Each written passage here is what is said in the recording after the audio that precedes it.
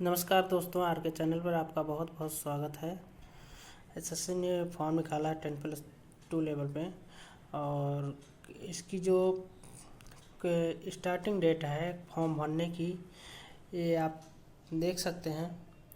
यहाँ पे दिया गया है कि 1/2/2022 यानी कि 1 फरवरी से स्टार्ट है, 7 मार्च तक ये फॉर्म भरा जा सकता है। और इसके बाद ये जो ऑनलाइन पेमेंट की डेट है ये 8/3/2022 तक है। और date and time for generation offline challan के लिए 9 तारीख है, 9 मार्च तक है। ये इसमें दिया गया है सब चीज़ें। और इसके बाद करेक्शन के जो समय सीमा निर्धारित की गई है वो 11 मार्च से लेकर 15 मार्च के बीच में है। और जो कंप्यूटर बेस्ड एग्ज़ाम है ये CBT 1 मई में होगा। और अभी तो टायर 2 का कोई भी डिक्लेयर नहीं हुआ कब होगा एग्ज़ाम। तो यहाँ पे आप देख सकते हैं ये आपका फॉर्म भरने की डेट हो गई, करेक्शन डेट हो गई। और एग्ज़ाम कंडक्ट कराने की टायर 1 डेट हो गई मई 2022। और टायर 2 का अभी डेट नहीं आया है, बाद में डिक्लेयर हो जाएगा। आइए चलते हैं, मैं इसके बारे में बताता हूँ कि पे स्केल के बारे में कि पे स्केल इसका क्या है। पे स्केल इसमें 4-5 पोस्टें होती हैं। पहला तो लोअर डिवीज़न क्लर्क होता है, LDC जिसको कहते हैं, जूनियर सेक्रेटरीट असिस्टेंट होता है। ये पे लेवल 2 पे होता है। पोस्टल असिस्टेंट होता है, सॉर्टिंग असिस्टेंट लेवल 4 पे होता है। और डाटा एंट्री ऑपरेटर होता है तो ये भी लेवल 4 पे होता है ना। ये भी लेवल 4 पे होता है। लेवल 5 पर भी होता है। लेवल 5 पर केवल ओनली कैग के लिए होता है। कैग में जो डाटा एंट्री ऑपरेटर जाते हैं वो लेवल 5 पे ही रखे जाते हैं, है ना। तो इसके एक 4-5 पोस्टें हैं जो कि बहुत अच्छी पोस्टें हैं। और 10+2 लेवल पर ये बहुत बहुत बढ़िया पोस्टें हैं। जो भी बंदा एसएससी की तैयारी कर रहा है और उसको जल्द ही डालना चाहिए 10+2 लेवल एग्ज़ाम, चाहे वो ग्रेजुएट लेवल तैयारी कर रहा हो या 10+2 लेवल, उसको ये ज़रूर अप्लाई करना चाहिए। ताकि यदि वो ग्रेजुएट लेवल एग्ज़ाम की तैयारी कर रहा है तो कम से कम इसमें ये पता चल जाता है कि वो कितने से कितने मार्क तक ला सकता है। उसको आगे बेनिफिट होगा, बहुत ज़्यादा बेनिफिट होता है अगले एग्ज़ाम में बैठेगा वो, चाहे वो 10th लेवल एग्ज़ाम हो, चाहे वो ग्रेजुएट लेवल एग्ज़ाम हो एसएससी का, उसमें बहुत बड़ा इम्प्रूवमेंट देखने को मिलेगा। इसके वैकेंसीज उन्होंने दिया है इसमें करीब 4,500 से 5,000 वैकेंसीज है। यहाँ पर आप देख सकते हैं ssc.nic. पर जाएंगे, कैंडिडेट कॉर्नर पर टेंटेटिव वैकेंसीज, यहाँ पे आपको 4,500 के आसपास दिखाई देगी, 4,700 समथिंग कुछ है। रिजर्वेशन में आप देख सकते हैं सबको अलग अलग कैटेगरी को अलग अलग रिजर्वेशन मिलते हैं। और इसके बाद मैं आपको लेके चलता हूँ एज लिमिट के बारे में। एज लिमिट इसमें देखो 1/1/2022 दोस्तों, 1/1/2022 तक 18 साल कंप्लीट होना चाहिए। और 18 से 27 के बीच में ये फॉर्म मांगता है, 18 से 27 के बीच में होना चाहिए। बट जो S C S T category के रहते हैं उनको एज रिलैक्सेशन मिलता है 5 ईयर्स की, इसमें दिया गया है 5 ईयर्स। और ओबीसी कैटेगरी को मिलता है इसमें 3 ईयर्स। और PWD एंड रिजर्व 10 ईयर्स मिलता है। PWD OBC 13 ईयर्स का मिलता है। PWD SC ST 15 ईयर्स को मिलता है। ठीक है, ये अलग अलग कैटेगरीज को अलग अलग ईयर्स के रिजर्वेशन मिलते हैं। जिसकी भी 27 साल कंप्लीट हो चुकी है, यदि वो SC ST कैटेगरी से आते हैं तो वो 32 ईयर्स तक एग्ज़ाम दे सकते हैं। यदि OBC से बिलोंग करते हैं तो 30 साल तक एग्ज़ाम दे सकते हैं। तो ये अलग अलग कैटेगरीज के अलग अलग बेनिफिट्स हैं।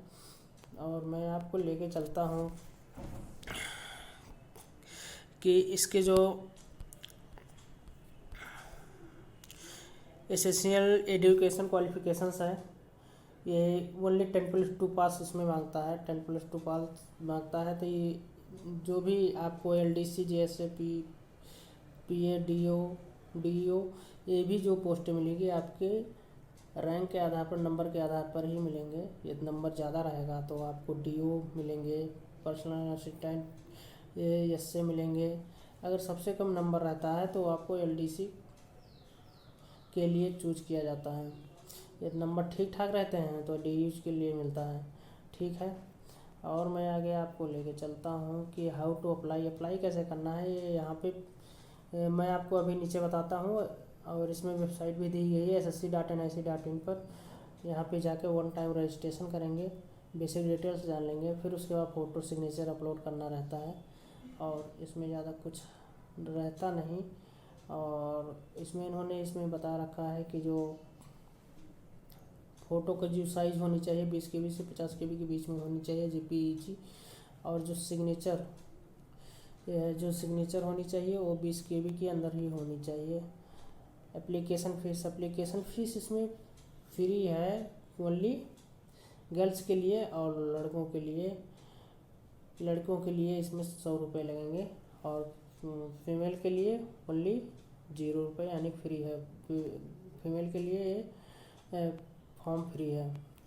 ओके, तो इससे बहुत बड़ा फ़ायदा होता है कि जो है लड़कियां भी ज़्यादा से ज़्यादा अप्लाई करें और इस कंपटीशन में भाग लें और इस क्वालिफाई करके नौकरी पाएँ। तो ये बहुत बड़ा फ़ायदा रहता है, बहुत बड़ा बेनिफिट्स मिलता है। एप्लीकेशन फॉर्म करेक्शन डेट इसमें इन्होंने दिया है 11/3/2022 से 15/3/2022 तक। तो पहले मैं आपको पहले भी बता चुका हूँ, या फ़ोटो सिग्नेचर या बेसिक डिटेल्स में कहीं भी बेसिक डिटेल्स में नहीं, ओनली फ़ोटो सिग्नेचर इसको चेंज किया जा सकता है।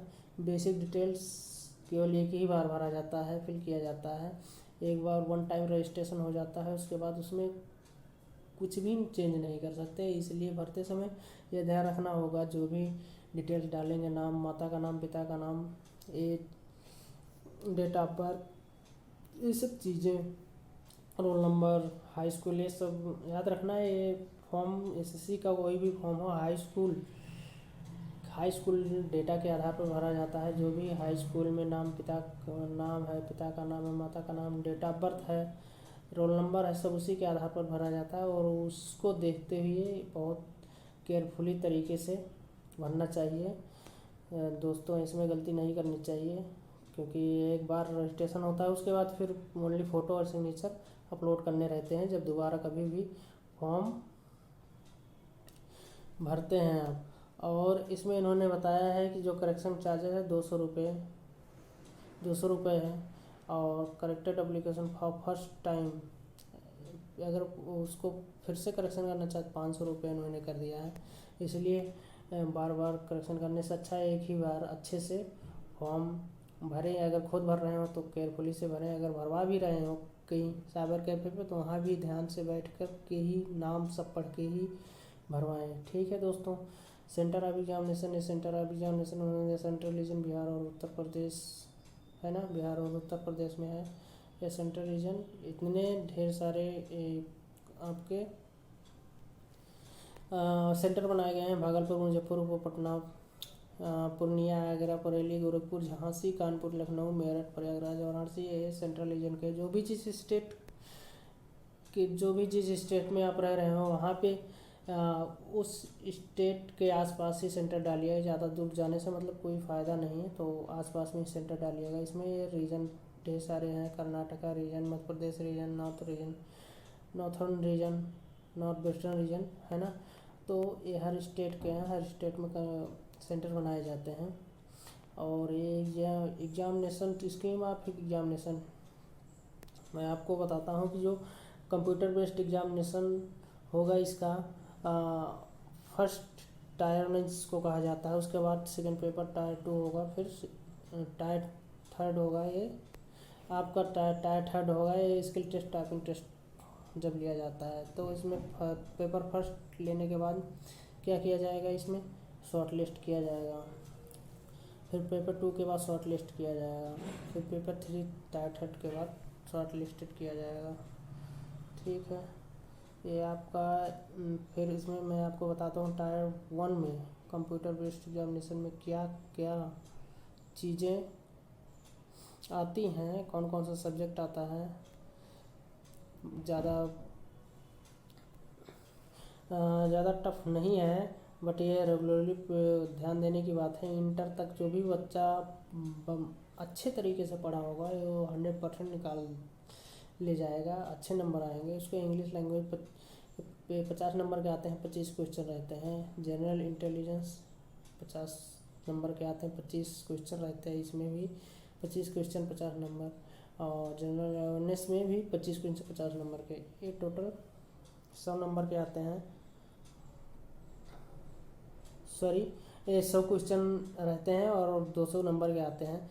इसमें जितने ज़्यादा से ज़्यादा नंबर लेके आइएगा उतना ही आगे ये नंबर जुड़ते रहेंगे। टायर 1, टायर 2, टायर 3 के नंबर जुड़ते, ओवरऑल जो मेरिट बनती है ओवरऑल पे बनती है। इसलिए कोशिश करिए ज़्यादा से ज़्यादा नंबर टायर 1 में लाएँ, फिर उसके बाद टायर 2 में लाएँ, फिर टायर 3 में लाएँ। और इसमें नेगेटिव मार्किंग भी रहती है, नेगेटिव मार्किंग 0.5 मार्क्स। ओके। और तो इसलिए क्वेश्चन को आराम से, जल्दबाजी करने की कोई ज़रूरत नहीं है। जो भी कीजिएगा सही कीजिएगा, नहीं तो नंबर गलत करने से नंबर बहुत कट जाते हैं। इसमें इंग्लिश लैंग्वेज में आपको पता है क्या क्या आता है। फिर जनरल इंटेलिजेंस, ये जनरल इंटेलिजेंस में इतने आते हैं, क्वांटिट्यूड एप्टीट्यूड में आते हैं। तो ये सिलेबस है, सिलेबस वहाँ से मिल जाएगा आपको। सरकारी रिजल्ट में जाएंगे वहाँ से मिल जाएगा ये सिलेबस, इसमें डाउनलोड सिलेबस हो जाएगा। मैं सेकेंड जो डिस्क्रिप्टिव पेपर होता है, इसमें डिस्क्रिप्टिव पेपर इन्होंने 100 मार्क, इसमें 100 मार्क आते हैं और 100 मार्क में से किसी किसी को अच्छा खासा नंबर मिल जाते हैं। तो इसमें भी ये इसका प्रॉफिट मिलता है आगे चल के। अगर ज़्यादा नंबर आए रहते हैं तो फिर ओवरऑल मार्क में इसका भी प्रॉफिट मिलता है। और टायर 3 में भी स्किल टेस्ट होता है, इसमें भी नंबर मिलते हैं। ओके दोस्तों, तो ये आपका typing test for LDC GS से है। मैं आपको आगे लेके चलता हूँ।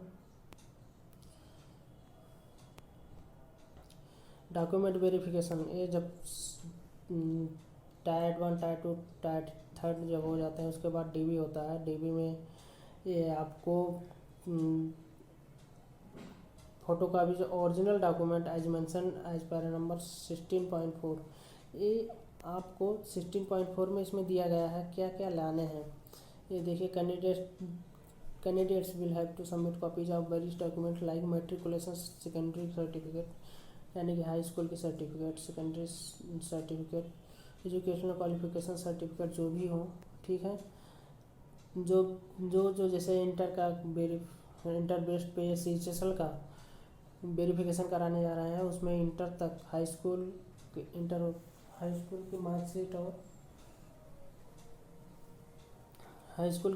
और सर्टिफिकेट, इंटर की मार्कशीट और certificate, Aadhaar card, caste certificate, ये सब चीज़ें लाना ज़रूरी रहता है। फ़ोटोग्राफ्स जो उसमें लगाए हैं आपको वही लेके आना है, ठीक है। पोस्ट ऑफ प्रेफरेंस दे सकते हैं, है ना। फिर आगे लेके चलता हूँ मैं आपको। ये आपके certificate regarding physical limitation for an examinee to write, ये फॉर्मेट है। जो भी फिजिकल से रिलेटेड उनको डिसेबिलिटी की सर्टिफिकेट बनाने इस फॉर्मेट में बना सकते हैं। इन्होंने फॉर्मेट दे रखे हैं कि इस फॉर्मेट में बनवा सकते हैं। अब मैं आपको बताता हूँ कि जो वन टाइम रजिस्ट्रेशन होता है, ये देखिए वन टाइम रजिस्ट्रेशन में आपको क्या क्या ज़रूरत पड़ेगी। इसमें दे रखे हैं मोबाइल नंबर, मेल ID, है ना, क्योंकि जब उसमें बेसिक डिटेल्स भरेंगे OTP मोबाइल नंबर पे जाएगा और मेल ID पर भी जाएगा। और आधार नंबर तो पड़ेगा ही। आधार नंबर यदि नहीं है तो उसके स्थान पर voter ID, PAN, passport, driving licence, है ना, स्कूल ID, ये सब यूज कर सकते हैं। तो वन टाइम बेसिक रजिस्ट्रेशन में क्या रहता है, बेसिक डिटेल्स भरी जाती है। ओनली बेसिक डिटेल्स में क्या रहता है, नाम, पिता का नाम, माता का नाम, डेट ऑफ बर्थ, और हाई स्कूल का रोल नंबर, कहाँ से पास किए, किस स्कूल से पास किए, किस ईयर में पास किए, ये बेसिक डिटेल्स रहती है। तो ये ओनली वन टाइम में भरने की ज़रूरत रहती है। उसके बाद फ़ोटो सिग्नेचर्स अपलोड करना रहता है। तो इसमें ज़्यादा कुछ रहता नहीं वैसे, बस इसमें देख सकते हैं ये है आपका। इस तरीके से आप भर सकते हैं बेसिक डिटेल्स। यदि आपके पास आधार है तो यस करेंगे, नो है तो नो करेंगे। आधार है यस करेंगे तो यहाँ आधार नंबर डालना पड़ेगा। पैन कार्ड या आधार कार्ड कुछ भी डाल सकते हैं, उसका नंबर ये डालना पड़ेगा। ठीक है। नेम, ये आपका नेम है, सैम्पल नेम, यानी कि ये बताया गया है कि कैसे आपको फिल करना है। ठीक है। और ये आपके name, verify name, father's name है ना, mother name, date of birth,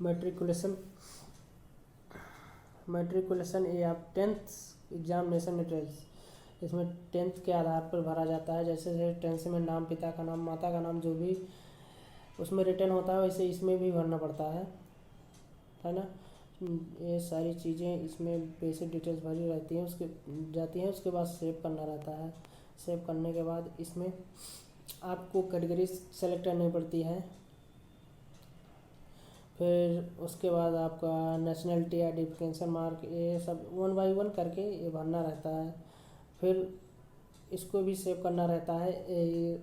residential address से परमानेंट एड्रेस दोनों को यस कर देना है, ताकि जो भी कम्युनिकेट हो वो एक ही परमानेंट एड्रेस पे ही हो। उसके बाद ये आपका बेसिक डिटेल्स है ना कंप्लीट हो जाती है। रजिस्ट्रेशन नंबर ये मिल जाता है, तो ये आपको इसी रजिस्ट्रेशन नंबर पे फिर से बार बार बनाने की ज़रूरत नहीं, एक बार बन जाती है तो उसके बाद बस आपको फ़ोटो और सिग्नेचर अपलोड करके फीस को पेमेंट करना रहता है। फीस को पेमेंट तब करना है जब आप वॉइस हैं, यानी कि फीमेल डालेंगे तो फीस अप्लाई करने का, फीस भरने का ऑप्शन ही नहीं आएगा। ठीक है। तो ये है आपकी, तो यहाँ पे फ़ोटो सिग्नेचर आप देख सकते हैं, यहाँ पे फ़ोटो होगा, यहाँ पे सिग्नेचर होगा, ये अपलोड कर सकते हैं। उसके बाद फाइनल सबमिट करेंगे, ये फाइनल सबमिट हो जाएगा। और फ़ोटो में मैम इसमें दिया है, मैं आपको बताना चाहूँगा कि इसमें इस तरीके से फ़ोटो होना चाहिए, ना तो इस तरीके से, ना तो इस तरीके से, ना तो इस तरीके से। इसमें नीचे दिया गया इस टाइप के फ़ोटोज़ नहीं होनी चाहिए, ना तो इस टाइप के फ़ोटोज़ हैं, नहीं तो SSC रिजेक्ट कर देगा फॉर्म को फिर। क्योंकि ये फ़ोटो जो भी होनी चाहिए इस तरीके से होनी चाहिए, इसको ध्यान रखना, लेटेस्ट फ़ोटो होनी चाहिए। ठीक है दोस्तों, इस फॉर्म आया है, जल्दी से भर दीजिए और तैयारी में लग जाइए, क्योंकि ये बहुत बढ़िया मौका, बहुत सुनहरा मौका है सरकारी नौकरी पाने का। और बस केवल लगे रहिए, है ना। ये सब फॉर्मेट दिए गए हैं इसमें। ठीक है दोस्तों, तो फॉर्म या खुद से भर रहे हैं या फिर साइबर कैफ से भरवा रहे हैं तो उसको जल्दी ही करिएगा,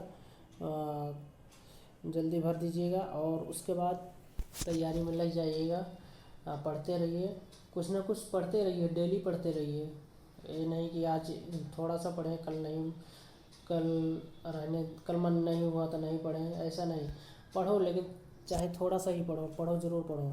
ठीक है दोस्तों, पढ़ते रहिए, हंसते रहिए, मुस्कुराते रहिए। फिर जो भी अपडेट आएगा इस चैनल के माध्यम से मिलता रहेगा। आप लोग चैनल को सब्सक्राइब कर लीजिएगा। ठीक है दोस्तों, मिलते हैं फिर अगले वीडियोज़ में। जय हिंद।